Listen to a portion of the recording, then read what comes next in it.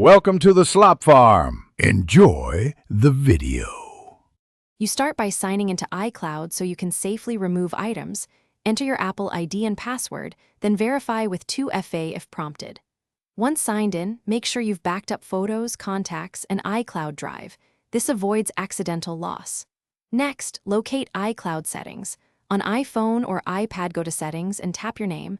On a Mac, open System Settings and click Apple ID. Now that you're in, you'll see a list of apps and storage. Let's remove items precisely.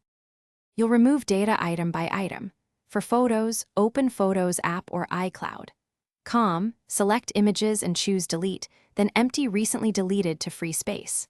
For app data, in iCloud settings, toggle an app off and choose Delete from iCloud when asked.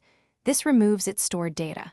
For iCloud Drive, locate files or folders, delete them, and then clear the recently deleted folder to finalize removal. Make sure to pause and confirm each deletion, so you don't lose anything important. Once data is removed, you can sign out of iCloud on each device.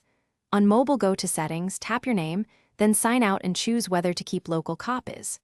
If you want the account deleted permanently, request account deletion through Apple's privacy tools. This is irreversible and removes all iCloud data. If something goes wrong, check your internet connection, confirm 2FA codes, and verify Apple's system status. If problems persist, contact Apple support for account-specific help. Thanks for watching. Consider subscribing if we helped you today.